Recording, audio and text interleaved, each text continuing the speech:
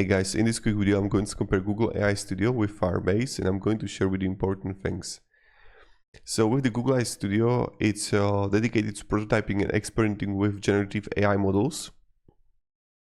You have also options to add like drive access, Apple file, image. Not only that, you have also to have the talk, webcam, share screen here, and it's integrating very well with Vertex AI, for example. But with the Firebase Studio, it's like newer cloud-based AI-powered built on top of Firebase. So that's for the Firebase Studio what you can actually expect.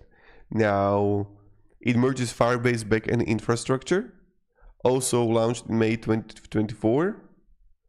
And so with the kind of like the Google AI Studio is a web-based user interface designed to make several versions of Gemini models.